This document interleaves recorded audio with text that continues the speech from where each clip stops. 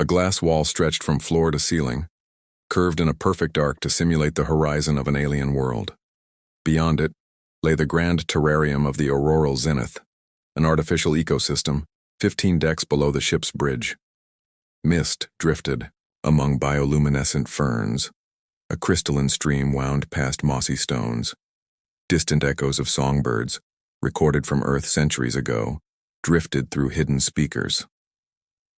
In this painstakingly crafted microcosm, 24 humans lived and worked, under constant observation. On the bridge above, the xenobiologists of the Binori High Curatorium gathered in orderly rows. Their translucent carapaces glowed with shifting hues, emerald when curious, indigo when analytical, crimson when excited. None of them kept pets of their own. Their symbiotic biome provided perfect companionship without risk. Yet here, in this human exhibit, they watched with something akin to fascination as the humans tended one creature they could not replicate, a small, ordinary dog. Rhea Renomar stood just inside the terrarium's entrance, kneeling beside Orion, a scruffy mutt of indeterminate breed whose golden brown coat bristled with soft waves. She brushed her fingers gently through his fur, humming an old Earth lullaby, an arrangement she'd reconstructed from fragmented data logs. "Good morning, Orion," she whispered. "Ready for today's lesson?" Orion's tail thumped against the platform with an almost mechanical regularity. His dark eyes followed her every movement, head tilted in attentive curiosity. Behind Rhea, the other human pets went about their routines: horticulture class in the fern groves, water-treading exercises in the shallow pools, and the always popular story circle, where they recited myths from their long-lost home world. All were clothed in woven green tunics and fitted sandals, garments chosen to evoke Earth's temperate forests. Each human bore a shimmering nanohouse implant at their nape, glowing faintly to record vitals, neural patterns, and emotional responses for the Binori archives. High above, through the crystalline panel, the curatorium's lead curator, Xylox, observed with placid intensity. Xylox's carapace pulsed softly indigo as they steepled delicate jellyfish-like tendrils. A low hum rang through the chamber, translation fields converting human speech into Binori click tones. "Note the canine's response to vocal stimuli," a junior xenobiologist murmured, leaning in. "It's far more attentive than any of your subjects exhibit toward community calls." Xylox's multifaceted eyes flickered. "Curious. The human-canine bond appears to trigger effective feedback loops of exceptional strength, collect data on heart rate variability, cortisol levels, and vocal synchronization." The junior jotted notes as a floating holoscreen illuminated with Rhea's biometric readings, Orion's, and even the ambient microclimate data. Elsewhere, another intern double-checked camera angles, ensuring that every nuance of interaction would be cataloged. For Rhea, though, none of that mattered. This morning had special significance. She intended to push Orion's curiosity to new heights. From her pocket, she withdrew a small sphere, an Earth toy called a frisbee, stitched with orange fabric. She held it aloft. "Look, Orion," she said, her voice trembling with excitement. "Want to play fetch?" Orion's ears perked. He barked once, a crisp, enthusiastic note that sent ripples through the terrarium's environmental controls. The simulation shifted, mist dissipated, sunlight brightened, and the stream's water arced higher over hidden pumps, as if the world itself were responding to a dog's joy. Rhea threw the frisbee across a clearing. It arced in a perfect parabola, spinning bright against the foliage. Orion shot after it, fur blurring, snapping it mid-air with a triumphant bark, then returned with both eyes fixed on her, tail wagging furiously. Behind the glass, the Binori buzzed with excitement. "Remarkable," whispered one. "The dog interprets the toy's trajectory and returns it voluntarily. And see how the human rewards the behavior with vocal praise." "Record this event," Xylox commanded. "Emphasize vocal pitch modulation and limb gestures. This may be the strongest reinforcement pattern we have observed." Rhea knelt as Orion dropped the frisbee at her feet, pressing her cheek to its scuffed surface. "Good boy, Orion," she cooed. "You're brilliant." In that moment, the air between human and dog crackled with unspoken understanding, a shared history of survival and companionship that no alien observation chamber could sever. Rhea closed her eyes, picturing the blue and green orb she'd left behind. If she listened closely, she swore she could hear distant howls on terrestrial wind and feel the pulse of home beneath her skin. But above, the curatorium's lights dimmed, signalizing the end of the morning's session. A soft chime echoed through hidden speakers, and a panel slid open in the terrarium wall. "Session complete," Rhea spoke into the nearest translator node. "Thank you, Curator Xylox." "Proceed to debriefing wing," came Xylox's voice, modulated and calm. Rhea scooped Orion into her arms. He licked her cheek once, a damp, affectionate gesture, before settling in with a soft wuffle. As they walked toward the transition chamber, the other humans clustered around, admiring Orion's frisbee. "Where did you get that?" one boy asked, eyes wide. "From home," Rhea replied with a wry smile, an answer that carried more longing than explanation. Through the transition corridor, bright lights simulated an Earth sunset, bathing their path in rose and gold. Rhea stroked Orion's head, feeling his steady heartbeat against her palm.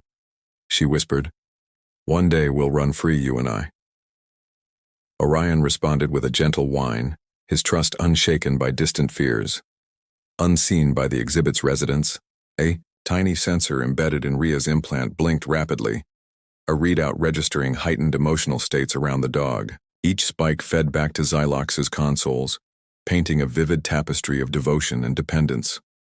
"Fascinating," Xylox murmured as the morning's data streamed in.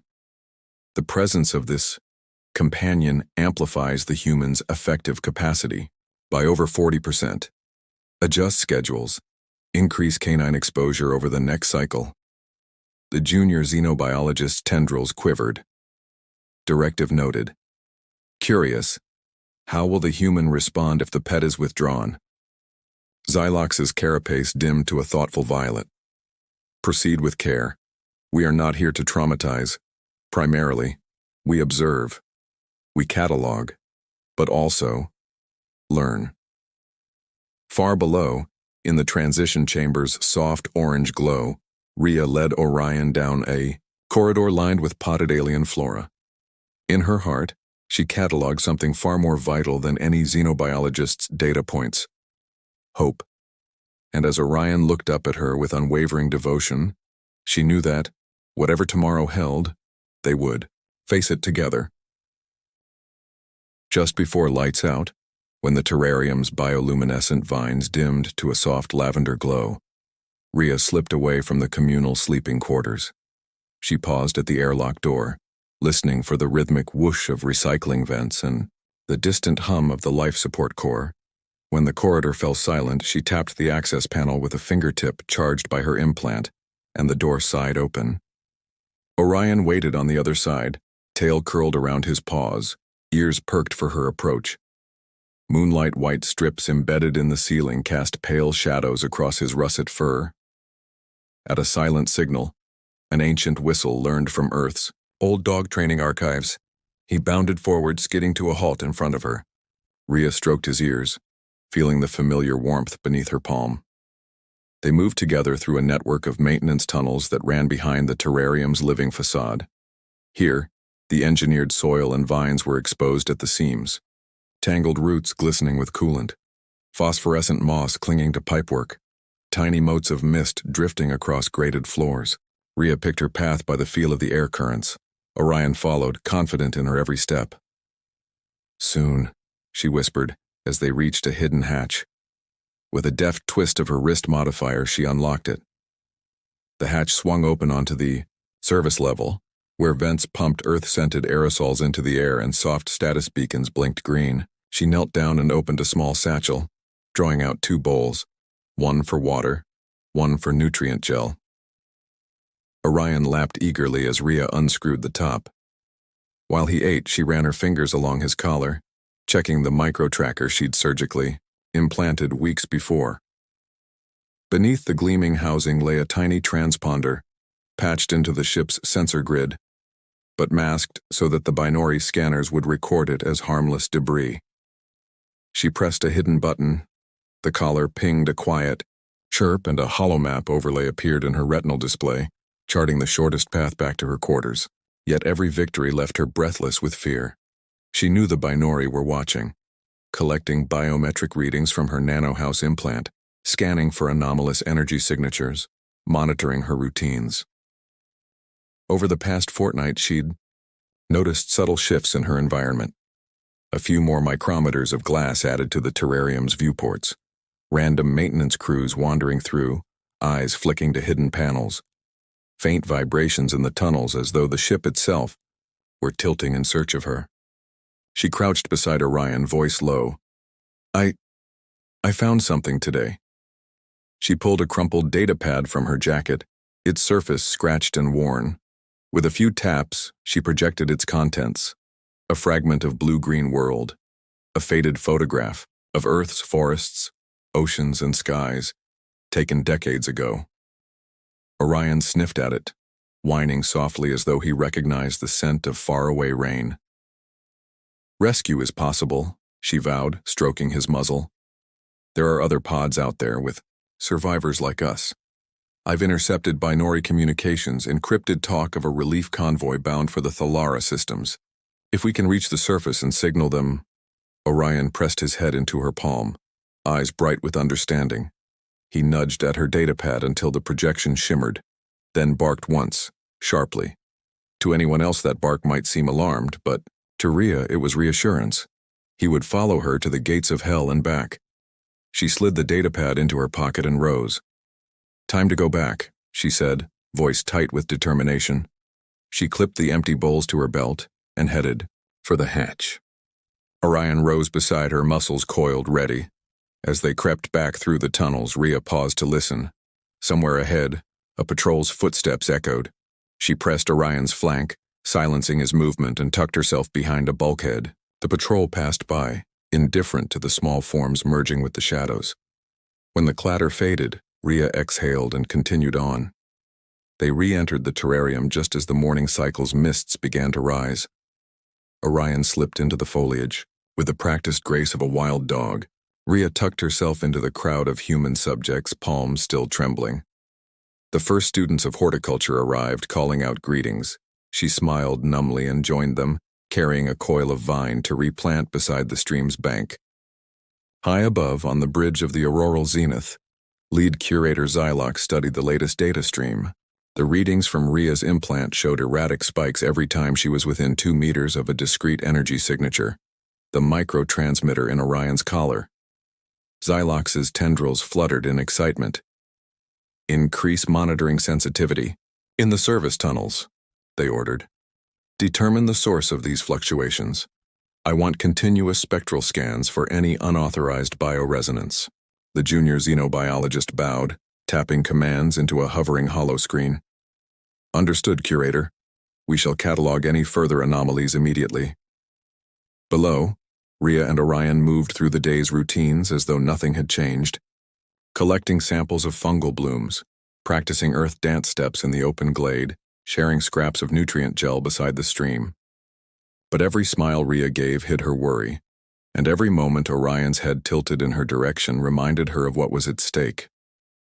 For as deep as the binary's curiosity ran, so too flowed her determination. And in the secret places beneath, the terrarium floor, a plan was taking shape. One born of human ingenuity and a dog's unwavering loyalty. Together, they would find a way to turn the curatorium's own data against them, shattering the glass walls that held them, and reaching, at last, for a glimpse of freedom. Night had barely settled over the terrarium when the soft chime of the quinquennial observation cycle began its slow crescendo. In the humid dusk, bioluminescent blooms glowed gold and violet, and simulated crickets trilled in the underbrush. Most of the human subjects drifted toward the communal pavilion for their final debriefing of the day. Rhea, however, lingered at the water's edge, coaxing Orion to lap from the pool's silken surface. Tomorrow, she murmured, stroking his neck. We'll practice signaling the convoy. Orion paused, head tilting. His eyes, deep pools of amber, seemed to lock onto hers. Nightlight curved through his ears, and he gave a single soft whuffle, as if to say, I follow you anywhere. Above them, a faint vibration shuddered through the terrarium's glass floor, unnoticed by the other subjects but caught by Rhea's implant. Her fingers tightened around Orion's fur. They're onto us, she thought. Across her neural readout, the bioresonance spikes, so carefully masked, were flaring again. A sudden klaxon split the calm, and hidden speakers boomed in Benori. Tones test protocol Gamma initiated. Remain within your designated sectors. Rhea's heart pounded. Gamma was the code name Xylox used for behavioral stress trials. By morning, the curatorium would review every neuron in her brain. She straightened, keeping her voice steady as she called out to the other subjects. Gather at the pavilion. Obediently, the group formed a half-circle on the clearing's mossy carpet. At the center, Rhea placed Orion's frisbee and a few small bones, tokens of trust she hoped might anchor him if things went awry. The other humans watched uneasy. Moments later, the terrarium's side panel slid open in a wash of pale light. 2 Binori guards, tall, four-limbed, faintly opalescent, stepped through. Each carried a silvery cage labeled Canadae Specimen, Son 11. The guards advanced toward Orion, who rose into a tense crouch, hackles lifting. One guard flicked out a tendril. Subject exhibits excessive attachment. Protocol demands removal of non-compartmentalized stimuli. Before Rhea could react, a stunner whip cracked against Orion's flank. He yelped, stumbling against the water's edge. The guards moved with clinical efficiency, clipping restraints to his collar and hoisting him into the cage. No! Rhea screamed, lunging forward. The guards only slowed, their eyes, cold, multifaceted, tracking her every tremor. Rhea pounded, her fists on the transparent cage door. Orion whimpered, head falling. Behind her, the curatorium's floating hollow console flickered on. Xylox's faceted visage materialized in shifting hues. Your emotional response will now be graded, came the crisp voice. Demonstrate the human capacity for loss mitigation. Rhea's vision tunneled on Orion's cage. Her breath caught, mind racing through the fragments of her escape plan. Cyan sparks of fear and fury ignited in her chest. If she broke containment now, everyone died. But to watch Orion taken? She forced her body to obey the curatorium's orders, stepping back into the prescribed observation circle.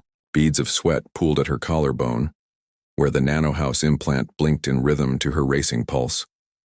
A hush fell over the terrarium as her fellow subjects gathered around, eyes wide with sympathy and alarm. Xylox's hollow console registered each human's vitals in real time. Emotional plateau at 30 seconds, the curator noted. Insufficient exhibit. Increase sensory deprivation until appropriate stress thresholds are reached. Suddenly, hidden vents along the terrarium floor hissed, releasing a pale violet mist that scented the air with sedative compounds. Several humans staggered, bleary and disoriented. Rhea tore at her tunic, desperate to clear her lungs. She caught sight of Orion through the haze, shaking his head against the cage bars as the sedative reached him. Rhea's mind flared cold. This was no mere test, it was a demonstration of control. If they take my will away, she thought, they will destroy me. Gathering her resolve, she pivoted away from the pavilion and sprinted toward the service hatch she'd used with Orion. She knew the route by heart, past the banded vine groves, under the falling waterfall, through a breach in the rock face. With each step, the haze thickened. Lights dimmed, the floor's misty carpet slickened. But she ran on, following the whispered beeps of Orion's hidden transponder. Behind her, the curatorium scrambles to seal off exits. Guards poured into the terrarium, phasers drawn. Xylox's voice crackled through the loudspeakers. Containment breach. Nullify subject Gamma 17. Rhea reached the hatch just as a guard's stun whip crackled across her shoulder. Pain bloomed, but she shoved the panel open and tumbled inside, slamming the hatch closed. The sedative pulse momentarily cut power to the maintenance corridor lights. She fumbled in the dark until Orion's collar pinged once, a beacon in her retinal display. Ahead, another flicker of violet mist heralded a service hatch sliding shut. Rhea lunged, wrenching it open. Beyond lay the labyrinth of tunnels she and Orion had mapped, narrow, echoing, lit by diffused conduit strips. She pressed Orion's encouraging whine to her ear, then sprinted deeper, ignoring the guard's distant shouts and the groans of systems recalibrating. Back in the terrarium, the humans' sedation roiled into panic. Their once gentle protests turned frantic as the curatorium's lights flickered on and off. Xylox glowed crimson. Subject delinquency unacceptable. Prepare neurological scrambler. High above on the bridge, the xenobiologist who'd grown fond of Rhea's spirit hesitated. The Binori prized objectivity, but some tendrils, once pricked by empathy, trembled with doubt. A single station's console blinked red, an unauthorized data uplink from the maintenance tunnels. As alarms echoed through the auroral zenith, Rhea and Orion raced toward a final hatch, the one leading to the surface observation deck. There she planned to trigger the locator on her data pad and signal the convoy. Behind them, the clang of heavy boots drew closer. She paused at the hatch's threshold, heart-hammering. On the other side lay 24 locked lives, and beneath that, the fragile promise of freedom. Orion nuzzled her hand, eyes fierce with determination. Rhea swallowed her fear. "Let's show them the strength of loyalty," she whispered.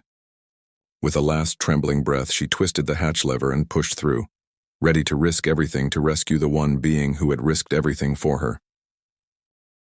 Rhea and Orion burst through the final hatch into the surface observation deck, a cavernous chamber ringed with transparent panels overlooking the endless void.